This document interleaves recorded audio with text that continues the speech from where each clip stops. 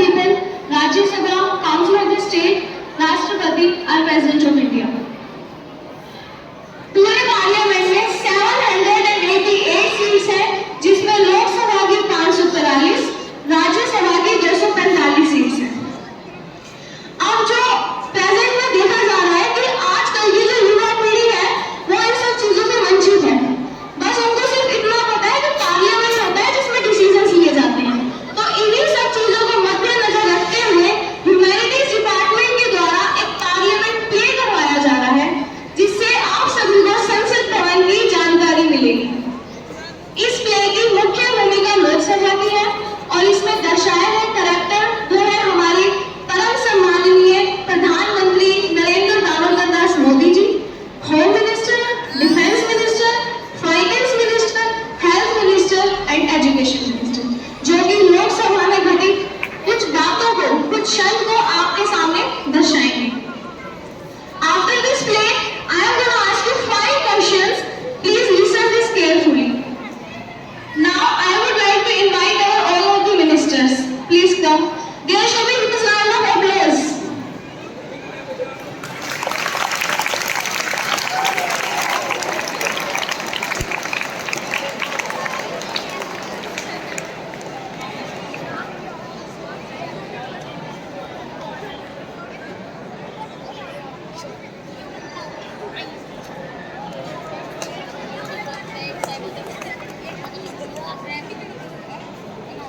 हौसला बढ़ाने के लिए तालियों की गड़गड़ाहट रुकनी नहीं चाहिए।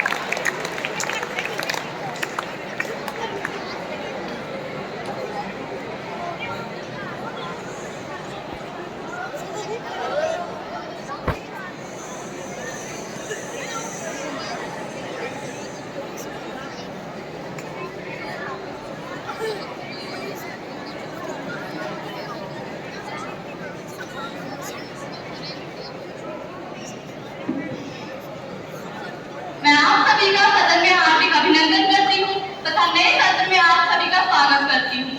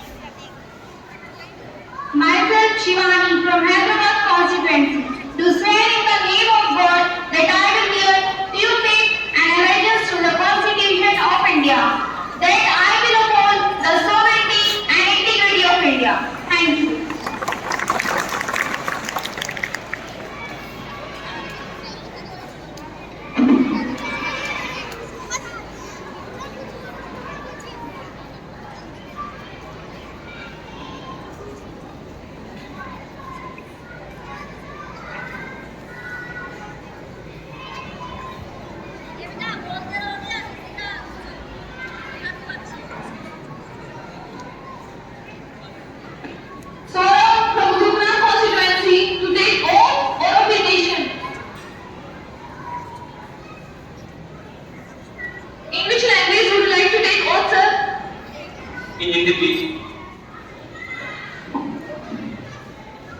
Please start.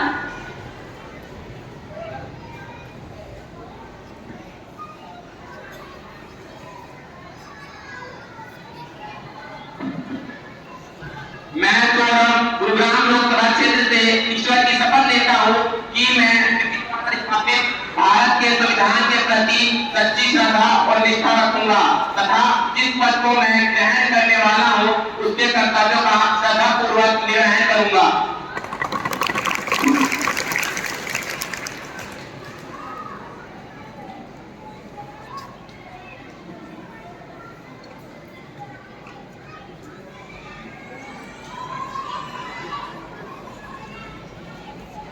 Isha from Alwar constituency to take oath or affirmation.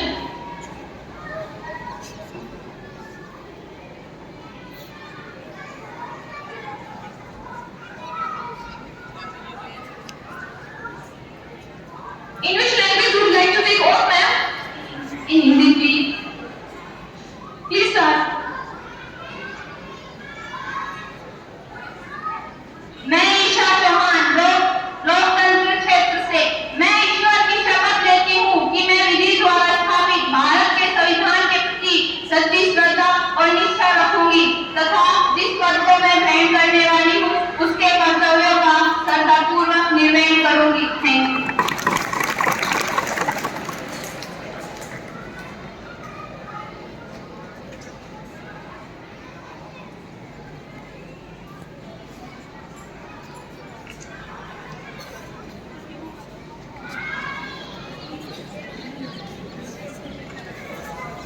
Varsha from Amethi constituency to take oath or affirmation.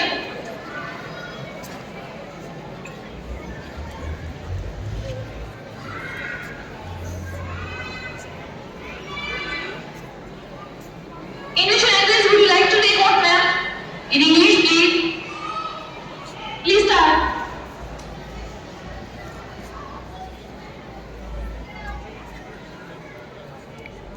I, Varsha from Amethi constituency, do swear in the name of God that I will bear true faith and allegiance to the Constitution of India as by law established, that I will uphold the sovereignty and integrity of India.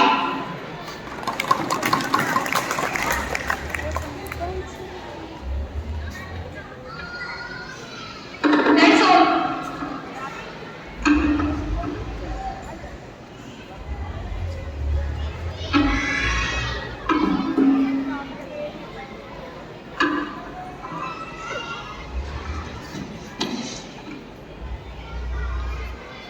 अब सदन की कार्यवाही शुरू की जाती है। Mister Narendra Damodar Das Modi as prime minister. धन्यवाद माननीय अध्यक्ष जी जो आपने सदन का कीमती समय मुझे दिया। मैं नरेंद्र दामोदर दास मोदी बनारस लोकसभा क्षेत्र से प्रधानमंत्री होने के दायित्व से कृषि कानून एवं के विरोध का वर्णन करता हूँ। हमारे देश में जब किसानों का सेंसस लिया गया तो पता चला कि देश में 12 करोड़ छोटे किसान हैं।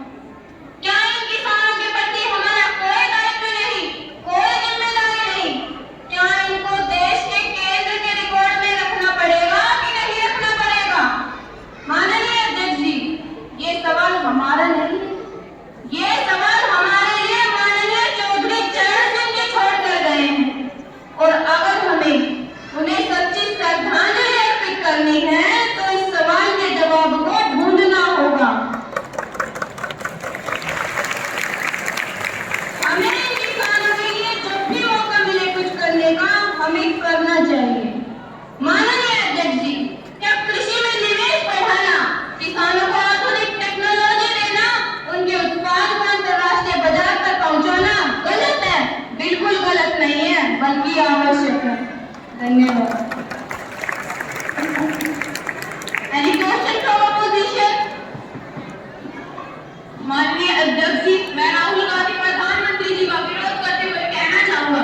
इस प्रकार इन्होंने कहा कि देश में कोई भी कहीं जाकर कुछ भी खरीद सकता है और बेच सकता है, तो प्रधानमंत्री जी आप मुझे बताइए इन मंडियों में कौन जाएगा? माननीय अध्यक्ष जी, मैं सम्माननीय नेता जी को बता देना चाहता हूँ कि ये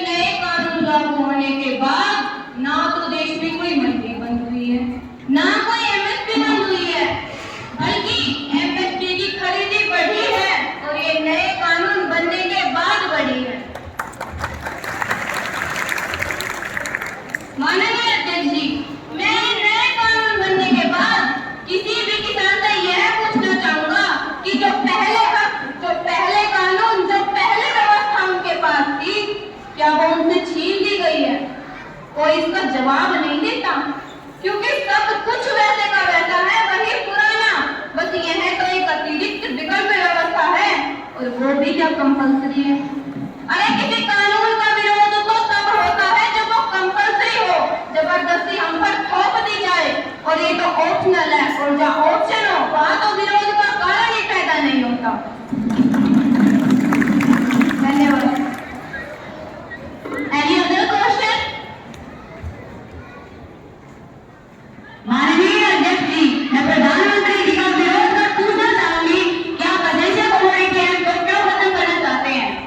माननीय अध्यक्ष जी, मैं सम्माननीय नेताजी को बता देना चाहता हूँ कि ये भी तक जाहिर रहा है कि कृषि व्यापार करने वाले कुछ साथियों के सामने एसेंशियल कमोडिटी एक्ट के कुछ प्रावधान हमेशा आड़े आते रहे हैं। तो माननीय अध्यक्ष जी, इसे खत्म नहीं किया गया है, बल्कि बदलते हुए समय में इसमें बदलाव किए गए हैं।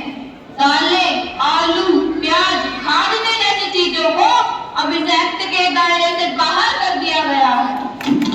माननीय अध्यक्ष जी, अब देश के किसान बड़े बड़े स्टोर हाउस में इनका भंडारण कर सकते हैं, और जब भंडारण से जुड़ी कानूनी दिक्कतें दूर होंगी तो देश में फूड स्टोरेज का नेटवर्क और भी विकसित होगा।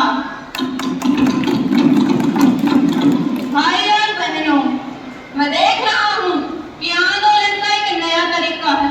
अब क्या तरीका है कि जो आंदोलनकारी जो होते हैं वो ऐसे तरीके नहीं अपनाते, जो आंदोलनजीवी होते हैं वो ऐसे तरीके अपनाते हैं। माननीय अध्यक्ष जी क्या कहते हैं कि ऐसा हुआ तो ऐसा होगा, और ऐसा होगा तो ऐसा होगा, और ऐसा होगा तो ऐसा होगा। अरे भाई, जब कुछ हुआ ही नहीं है, कुछ होना ही नहीं है, उसका भय पैदा कर रहे हैं पिछले कई सालों से लगातार। माननीय अध्यक्ष जी, अब मान लीजिए सुप्रीम कोर्ट का कोई जजमेंट आ जाए, कोई निर्णय भी नहीं हुआ हो, एकदम से तूफान खड़ा कर दिया जाए, आग लगा दी जाए पूरे देश में। ये जो तौर तरीके हैं, ये जो लोकतंत्र है, जो भी इनका में विश्वास करते हैं, उन सबके लिए चिंता का विषय होना चाहिए। केवल सरकार की चिंता का विषय नहीं, पूरे देश की चिंता का विषय होना चाहिए। माननीय अध्यक्ष जी, माननीय अध्यक्ष जी, अब पुरानी मंडियों में भी कोई पाबंदी नहीं है। इतना ही नहीं, इस बजट में उन मंडियों को आधुनिक बनाने के लिए, उनके इंफ्रास्ट्रक्चर को सुधारने के लिए और बजट की व्यवस्था की गई है। और माननीय अध्यक्ष जी, ये जो हमारे निर्णय हैं वो सर्वजन हिताय और सर्वजन सुखाय की भावनाओं के साथ लिए गए हैं। ये कानून बिना किसी के मांगे देश की प्रगति के लिए और देश की प्रगति समाज के लिए आवश्यक होती है, इसीलिए लिए गए हैं। माननीय अध्यक्ष जी, बाल विवाह पर रोक किसी ने मांग नहीं की थी, शादी के लिए निश्चित उम्र किसी ने मांग नहीं की थी, बेटियों को संपत्ति और शिक्षा में बराबर अधिकार ये भी किसी ने मांग नहीं की थी, लेकिन हमने समाज में सुधार लाने के लिए कानून बनाए, और बदलते हुए समाज ने इन्हें अपनाया कि नहीं अपनाया? माननीय अध्यक्ष जी, मैं केवल और केवल एक बात का विरोध कर रहा हूँ कि जो किसान हैं वो कह रहे हैं कि क्या हमने मांगे थे कि हमारे लिए कृषि कानून बनाओ। अरे क्या हम समर्थशाली हैं? क्या देश की जनता याचन देके हमसे मांगे, उनको मांगने के लिए मजबूर करे? मांगने के लिए मजबूर करने वाली सोच लोकतंत्र की सोच नहीं है। भाई और बहनों, सरकारें संवेदनशील होनी चाहिए, जनता की भलाई के लिए जिम्मेदारी लेकर आगे आना चाहिए। और इसीलिए तो इस देश की जनता ने तो आयुष्मान भारत योजना की भी मांग नहीं की थी, लेकिन हमें लगा कि अगर गरीब की बीमारी में बचाना है तो आयुष्मान भारत योजना लेके जाना है। माननीय अध्यक्ष जी, किसी ने स्वच्छ भारत की भी मांग नहीं की थी, और न ही किसी ने कहा था कि शौचालय बनवाओ, लेकिन हमने 10 करोड़ घरों में शौचालय बनवाए। क्या मांगा जाए तभी किया जाए? वो समय चला गया है कि लोकतंत्र है, समर्थशाही नहीं। माननीय अध्यक्ष जी, नागरिकों को याचक नहीं बनाना चाहिए, बल्कि जिम्मेदारी देकर, अधिकार देकर आगे दिशा में बढ़ाना चाहिए। भाई और बहनों, जिस प्रकार ठहरा हुआ पानी हमेशा बीमारी पैदा करता है और बहता हुआ पानी स्वच्छता अपने साथ लेकर चलता है, उसी प्रकार जो कानून है उन पर निर्भर न रहकर जो नए कानून बनाए गए हैं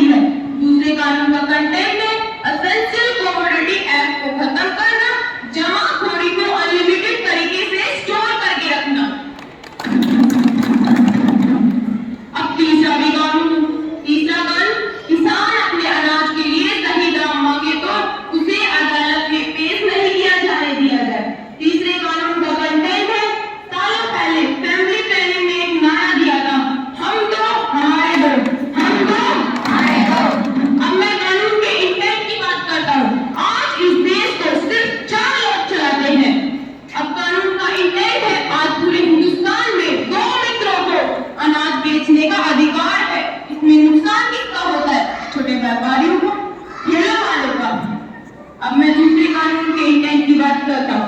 दूसरे कानून का इंटेंट है दूसरे मित्र की मदद करने के लिए। दूसरे मित्र को पूरे देश में अनाज को बेचने के लिए बढ़ोतरी दी जाती है। 40% अनाज वह अपनी साइड में रखते हैं। माननीय अध्यक्ष जी, मैं यहाँ सम्माननीय नेता का विरोध करता हूँ। ये कह रहे हैं कि मैं अपने साइड में रखना चाहता हूँ और अपने मित्रों में बांट देना चाहता हूँ। तो मैं ये बता देना चाहता हूँ कि मैं इस देश का हनुमान हूँ और ये देश मेरा राम है। सीना चीर के दिखा दूं, अंदर बैठा हिंदुस्तान है, अंदर बैठा हिंदुस्तान है।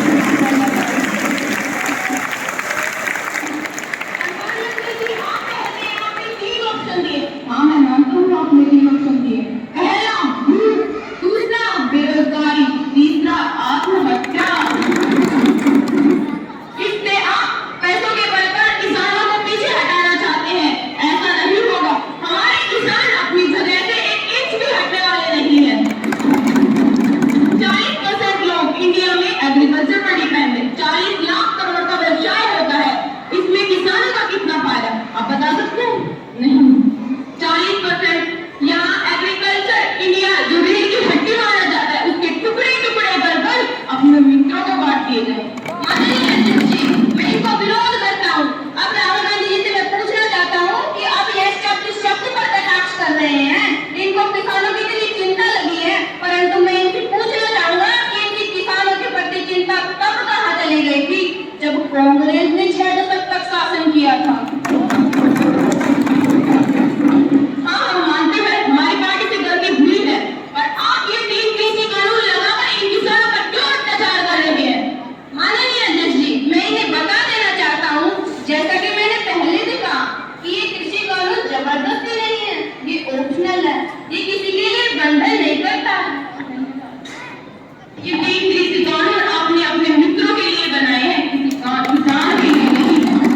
माननीय अध्यक्ष जी, मैं राहुल गांधी जी का विरोध करते हुए उन्हें बता देना चाहता हूँ कि राहुल गांधी जी, जिस प्रकार एक चीज के 2 पहलू होते हैं, लाभ और हानि, अगर आप देखेंगे तो आपको इनमें लाभ भी दिखेगा।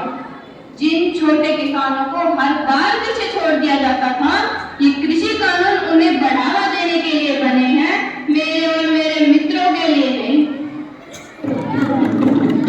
माननीय अध्यक्ष जी, राहुल गांधी जी बहुत बार कहते हैं कि ये मोदी डरता नहीं है, तो मैं इन्हें बता देना चाहता हूँ कि डरते वो हैं जो अपनी छवि के लिए मरते हैं।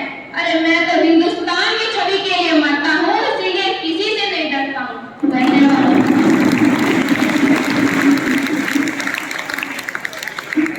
Mister Rajnath Singh as defence minister.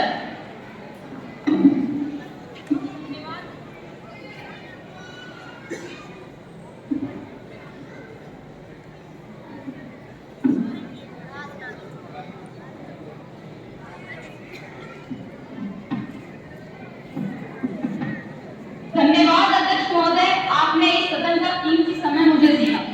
अध्यक्ष महोदय, मैं रक्षा मंत्री राजनाथ सिंह इस सम्मान्य सदन के सामने राफेल खरीद और उसके ऊपर कुछ बताना चाहूंगा। महोदय जी, इंडियन एयरफोर्स ने अत्याधुनिक कम्बैट राफेल एयरक्राफ्ट के इंडक्शन पर आप सभी के बीच में आकर मुझे बड़ी खुशी हो रही है। एयरफोर्स में राफेल का शामिल होना हम सब के लिए ऐतिहासिक और महत्वपूर्ण क्षण है और हम सब देशवासियों के लिए ऐतिहासिक और गौरव का विषय है। इस अवसर पर मैं मेरी आर्म फोर्स सहित देशवासियों को हार्दिक बधाई और शुभकामनाएं। महोदय जी, मुझे कहते हुए बड़ा गर्व हो रहा है कि हमारी नेशनल सिक्योरिटी और माननीय प्रधानमंत्री जी की मजबूत इच्छा शक्ति के चलते जिस ताकत को हम आज देख पा रहे हैं, इसे पाने की राह में कई अड़चने आई, पर प्रधानमंत्री जी की मजबूत इच्छा शक्ति के चलते वे सभी नाबीद होती दिखाई पड़ी और हमारा मार्ग साफ होता चला गया। महोदय जी, मैं बताना चाहूंगा कि भारत और फ्रांस के बीच में एग्रीमेंट साइन हुआ था 2016 में, जिसमें कहा गया था कि भारत के पास 26 रफाल जेट 63,000 करोड़ रुपए में आए हैं। जब हमने पूछा ये करते हैं, मेरी पूरी बात सुनिए। हमने पूछा था, मेरी पूरी बात सुनिए।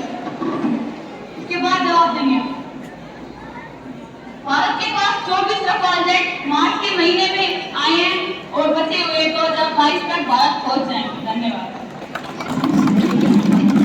क्या विपक्ष से कोई क्वेश्चन है? मेरे अध्यक्ष जी, मैं अंशु चौहान रक्षा मंत्री जी का विरोध करते हुए कहना चाहती हूँ कि जब हमने फ्रांस के राष्ट्रपति से पूछा कि भारत और फ्रांस के बीच कोई सैन्य एग्रीमेंट हुआ था या नहीं, तो उन्होंने बताया कि ऐसे कोई सैन्य एग्रीमेंट हुआ ही नहीं, तो आप कैसे कह सकते हैं कि सैन्य एग्रीमेंट हुआ था?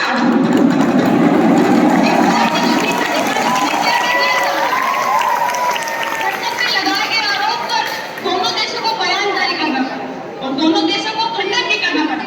क्या ऐसी ही बचकानी हरकत करते रहेंगे आप लोग? आपके पास कोई सबूत है या ऐसे ही चीखते रहो, चिल्लाते रहो? देश की जनता को समझाने की जरूरत नहीं है, वो सब समझती है। मोदी जी, मैं अपने देश की जनता को ये विश्वास दिलाता हूँ कि ये समझौता दो देशों के बीच में हुआ है, न कि दो पार्टी के बीच में हुआ है, तो जिम्मेदार देशों के बीच में। धन्यवाद। Any other question? माननीय अध्यक्ष महोदय जी, मैं रक्षा मंत्री जी का विरोध करते हुए पूछना चाहूंगी कि बताना चाहूंगी कि हमारे शहर के साथ डील हुई क्या है कि एयरक्राफ्ट का दाम 520 करोड़ रुपए है, लेकिन बाद में ऐसा क्या हुआ कि एयरक्राफ्ट का दाम 10 करोड़ रुपए हो गया? क्या आप बता सकते हैं? महोदय, हमसे पूछ लिए कि पास कोई सबूत है, बल्कि हमने तो पूरी इन्फॉर्मेशन के साथ बताया था कि भारत और फ्रांस के बीच एक एग्रीमेंट साइन हुआ है। मैं चाहती हूँ कि मोदी जी से देखें, सच को इस प्रकार मत दबाइए कि अंत में आपको ही झुकना पड़े। धन्यवाद।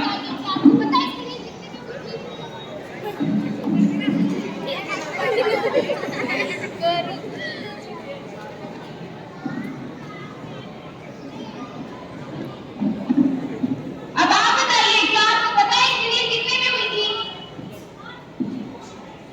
Any other question? Mr. Amit Shah as Home Minister. धन्यवाद अध्यक्ष महोदय, आपके अपने सदन का भी मुझे दिया।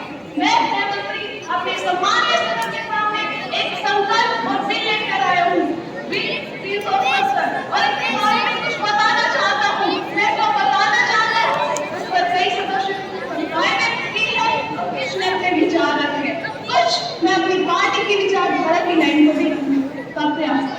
मगर मैं सदन के सामने स्पष्ट करना चाहता हूँ कि जो मैं बिल लेकर आया, तो मैं मानता हूँ कि जम्मू कश्मीर में लंबे वक्तार भरे दुख का अंत धारा 370 को समाप्त करने से होगा। महोदय, कश्मीर भारत का अभिन्न है। ये दोहराते 70 साल हो गए, लेकिन कोई तो कारण है कि कश्मीर की आवाम बाकी देश की तमाम से जुड़ नहीं पाई। उसका कारण है धारा 370, जिसमें दो निशान, दो संविधान, दो झंडों के साथ कश्मीर को पूर्ण रूप से भारत से जुदा करके अलग थलग कर दिया। मान्यवर, ये 370 के कारण पार्टी में लोकतंत्र का दमन हुआ, भ्रष्टाचार बढ़ा और अन्य राज्यों की अपेक्षा भारत की सरकार ने इतने बड़े-बड़े पैकेज राज्यों को दे दिए, लेकिन इनका विकास नहीं हुआ। जम्मू कश्मीर की आवाम विकास चाहती है, खुशहाली चाहती है और आगे बढ़ना चाहती है। और चुनिंदा राजनीतिक परिवारों की बंधक बनकर रहना नहीं चाहती। महोदय, जम्मू कश्मीर के आवाम को विकास मान्यवर, ये 35A है, जिसके कारण अगर जम्मू कश्मीर में कोई भारत का नागरिक संपत्ति बनाना चाहे तो उसे कोई अधिकार नहीं है। और जम्मू कश्मीर की बेटी अगर भारत के किसी अन्य राज्य में रहने वाले नागरिक से शादी कर ले, तो जिस मिट्टी में वह जन्मी है, पली है, बड़ी है, क्या उसके लिए अछूत मान लिया जाता है? उसकी नागरिकता को खत्म कर दिया जाता है। मैं पूछना चाहती हूँ कि आखिर ऐसी कौन सी मजबूरी है कि माननीय प्रधानमंत्री पंडित जवाहरलाल नेहरू जी द्वारा लागू किए गए 370 को आज तक हम बर्दाश्त करते रहे, चलाते रहे। मैं विपक्ष से पूछना चाहती हूँ, क्या 370 जो इतने सालों तक चल सकती है? नहीं चल सकती, लेकिन हमने इसे चलाया।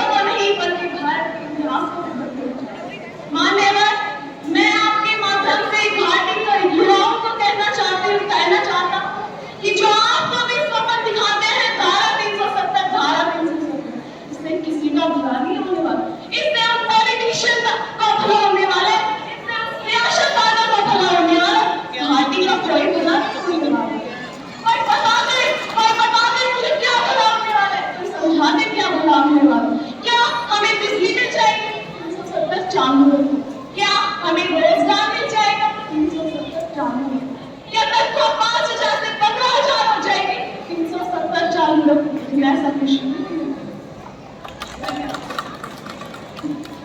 क्या विपक्ष से कोई क्वेश्चन है? माननीय अध्यक्ष महोदय जी, मैं आपको गृहमंत्री जी का विरोध करते हुए यह पूछना चाहती हूँ कि धारा 370 से हटाने से क्या होगा? धारा 370 को हटाने से क्या होगा?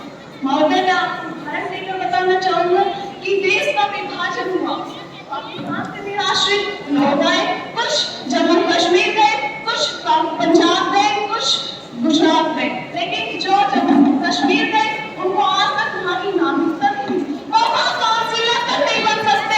और देश में क्या हुआ महोदय?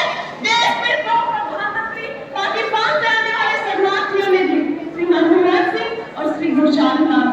कोई देश में प्रधानमंत्री तो बन सकता है जिसने जम्मू कश्मीर में शरण लिया है, वो काउंसिलर नहीं बन सकता। ये कहाँ का न्याय है महोदय?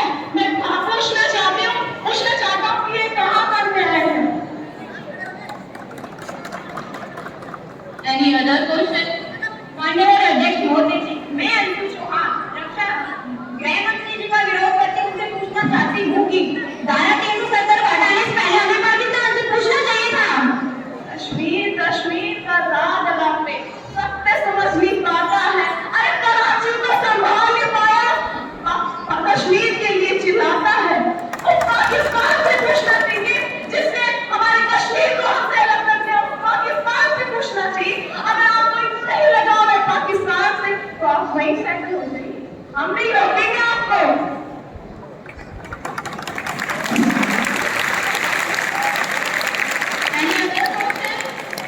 माननीय महोदय जी, मैं गृह मंत्री से पूछना चाहती हूँ कि जम्मू कश्मीर कब तक यूनियन टेरिटरी रहेगी? धन्यवाद। जितने भी लोगों ने जम्मू कश्मीर को यूनियन टेरिटरी बनाने पर आपत्ति जताई है, मैं उनको आश्वस्त करना चाहता हूँ कि जब स्थिति समझ जाएगी, हम जम्मू कश्मीर को फिर से स्टेट बनाने के लिए तैयार। जम्मू कश्मीर हमारा मुकुट मणि है, इसमें कोई मतभेद नहीं है। माननीय अध्यक्ष मोदी जी, मैं अपनी साथी क्वेश्चन और पूछना चाहती हूँ। धारा 370 एक ब्रिज है जो भारत और कश्मीर के अन्य राज्यों से जोड़ता है। इसे भंग करना JNK की महिमा को भंग करना है क्या? आप धारा 370 को भी कहते हैं, जो भारत और कश्मीर को अलग करता है, आप उसे भी कहते हैं। अरे धारा 370 की वजह से हमें अपने कश्मीर को भी इतने सालों तक छोड़ना पड़ा, क्या आप उसे भी कहते हैं? मैं नहीं मानता। अरे धारा 370 को हटाने से जम्मू कश्मीर की महिमा को भंग नहीं पहुंचे, बल्कि वहाँ खुशहाली जाएगी, जो वहाँ के लोग 70 सालों से जा रहे थे। माननीय महोदय जी, मैं गृह मंत्री से पूछना चाहती हूँ, ऐसे तो कश्मीर कांटा बन जाएगा। माइको जी, आप निश्चित रहे, जम्मू कश्मीर कहीं का आसान नहीं बनेगा। ये हमारा स्वर्ग है और स्वर्ग रहेगा। आप निश्चित रहे, नहीं बनने देंगे हम का आसान। Any other question? Mrs. Nirmala Sitharaman, as Finance Minister. माननीय महोदय जी, आपका धन्यवाद कि आपने मुझे संसद का इतना कीमती समय दिया। मैं निर्मला सीतारमण, जैसा आप सभी को पता है कि कोविड महामारी की चुनौतियां देश दुनिया के सामने आई। पिछले वर्ष माननीय फाइनेंस मिनिस्टर ने 29 लाख का आत्मनिर्भरता पैकेज देश के सामने दिया था। इस वर्ष मैं एक पैकेज मैं भी लेकर आई हूँ राहत के रूप में, जिसमें अलग अलग क्षेत्रों को सम्मिलित किया गया है। पहला क्षेत्र ऐसा है जहाँ पर स्वास्थ्य चिकित्सा की अगर हम बात करें तो इसका बहुत बड़ा महत्व है, जिसमें इस सेक्टर में कोविड के लिए 1,00,000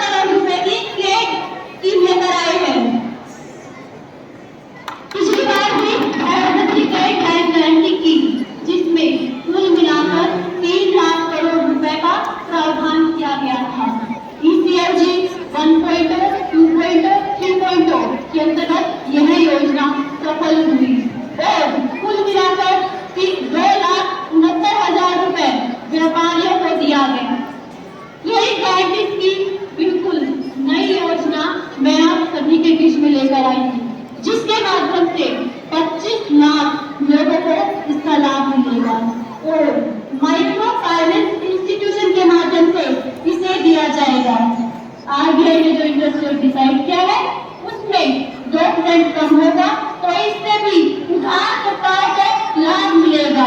इसकी समय सीमा 3 वर्ष की होगी।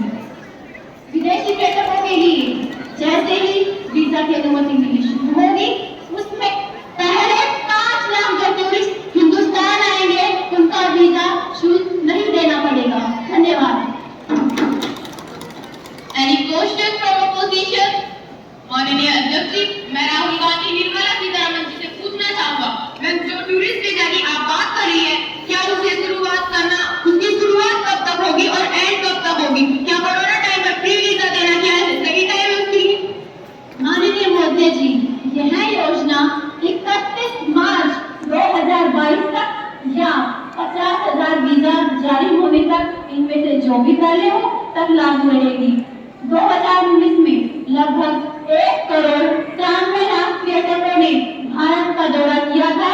इस बार इस कदम का वित्तीय प्रभाव 100 करोड़ के दायरे में होने की उम्मीद है, लेकिन यह लाभ प्रति पर्यटकों को एक बार ही मिलेगा। Any other question? माननीय अध्यक्ष जी, मैं वित्तीय मंत्री निर्मला जी का विरोध कर पूछना चाहूंगी कि देश में सबसे ज्यादा परेशानी में पेट्रोल और डीजल की कीमतों की डीजल का रेट 2 रुपए प्रति लीटर पार कर चुका है, जिससे कमोडिटी के रेट हाई हो रहे हैं। इसके लिए सरकार क्या कर रही है? माननीय महोदय जी, मैं अपने विपक्ष के नेता को यह बता देना चाहती हूँ कि पेट्रोल और डीजल की कीमतों में कमी होने की पूरी संभावनाएं हैं। यह योजना और हमारा वित्त मंत्रालय जीएसटी को हिलाने में पूरा प्रयास कर रहा है और जिससे लोगों को फायदा होगा। Any other question? Mr. Mansukh Pandey as Minister. धन्यवाद अध्यक्ष महोदय जी, आपने मुझे संसद का कीमती समय दिया। माननीय अध्यक्ष जी, 1 बजे से कोविड पैंडेमिक पर चर्चा प्रारंभ हुई और लगातार यह चर्चा 4 घंटे तक चली। जब से शुरुआत हुई मैंने देखा शुरुआत से ही उसमें कुछ फायदा हुआ है। अगर कुछ भी अच्छा हुआ है तो वो हमारे मुख्यमंत्री ने किया या फिर हमारे राज्य ने किया। हमारे प्रधानमंत्री ने इतना कुछ अच्छा किया फिर भी उनका नाम कहीं नहीं है। माननीय अध्यक्ष जी, लेकिन मैं एक बिंदु पर गौर करना चाहूंगा कि हमारे देश में पहला केस दर्ज हुआ था 13 जनवरी 2020 को और उससे पहले ही जब ये बीमारी हिंदुस्तान में आने लगी थी, हमारे मोदी जी ने हमें अलर्ट कर दिया था कि अगर ये बीमारी हिंदुस्तान में आ जाए तो हमें बहुत दिक्कत हो सकती है, तो हमें पहले से ही तैयारी कर लेनी चाहिए। अध्यक्ष जी, कोरोना की इस स्थिति में हमने मतभेद वैक्सीन मैत्री से हमारे पड़ोसी देश को भी वैक्सीन सप्लाई करी। अध्यक्ष जी, फर्स्ट वेव के टाइम पर जिस तरीके से दुनिया की स्थिति थी, डेवलप्ड कंट्री की स्थिति थी, मोदी जी के पास फोन आता था। अमेरिका जैसी इतनी डेवलप्ड कंट्री भी हमारे मोदी जी के सामने हाथ फैलाए।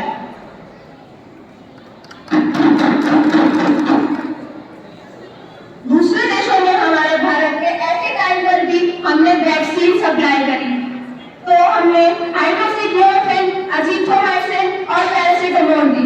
सारे रूल्स रेगुलेशन छोड़ के वे हमारे भारत में आते थे और हमने इस स्थिति में 123 कंट्री को मेडिसिन सप्लाई करी।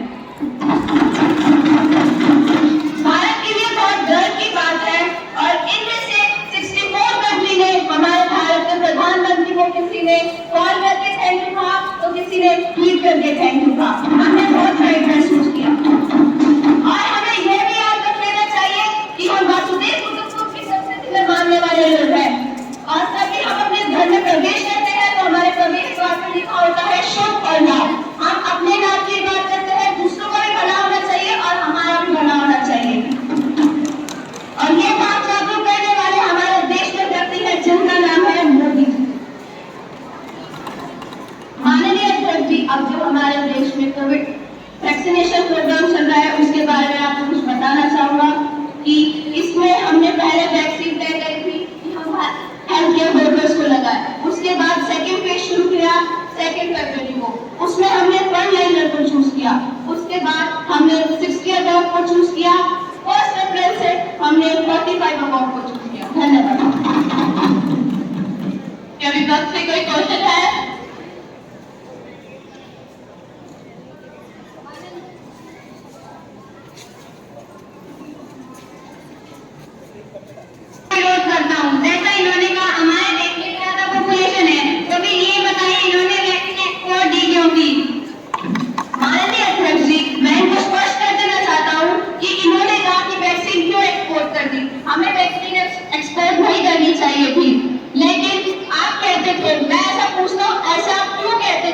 कि सारी दुनिया में वैक्सीन ही पैंडेमिक का सॉल्यूशन होता है। ये उसके नाम से है, ये उस पार्टी की है, ये उन्होंने आए हैं, ऐसे कमेंट कर करके देश को गुमराह किया गया। और वैक्सीन की सेल्फ लाइफ तो सिर्फ 6 महीने की होती है, हम उसे लगाए भी नहीं, किसी को दे भी नहीं तो वह तो खराब हो जाएगी, तो हम कंपनी को क्या जवाब देंगे? धन्यवाद। Any other question? अध्यक्ष महोदय जी, मैं हेल्थ मिनिस्टर से सहमत ही नहीं हूँ। इस महामारी को पूरा 1 वर्ष से अधिक हो गया, फिर भी हमारे बीच में वैक्सीन की कमी क्यों है? माननीय अध्यक्ष जी, मैं अपने सम्माननीय सदन को बताना चाहूंगा कि जब वैक्सीन का प्रोडक्शन होता है, हम उन्हें 15 दिन पहले ही प्रेडिक्शन दे देते हैं। और अब कई जगह क्या होता है कि वैक्सीन आई और ज्यादा काउंटर खुल गए, एक काउंटर पर 200 वैक्सीन मिली और आपने बुला लिया 400-500 लोगों को, तो सरकारी तरफ से तो वैक्सीन पर ही उंगली उठेगी ना। लेकिन मैं आप सबसे आग्रह करना चाहता हूँ कि वैक्सीन पर कोई शरारत नहीं है। कई स्टेट के पास आज भी 10 लाख वैक्सीन बढ़ा है, मेरे पास यहाँ रिकॉर्ड भी है, पर मैं उनका स्टेट का नाम नहीं लेना चाहूंगी। आज भी कई स्टेट के पास 15 लाख वैक्सीन बढ़ा है और ये मुझसे कह रहे हैं कि वैक्सीनेशन स्पीड से करो। उन्होंने थोड़ा स्टॉप करके रखना सोचा होगा, मेरे को इसमें कोई दिक्कत नहीं है, लेकिन मैंने आपसे पहले भी कहा कि मैं इसमें राजनीति नहीं करना चाहूंगा। व्यवस्था सुदृढ़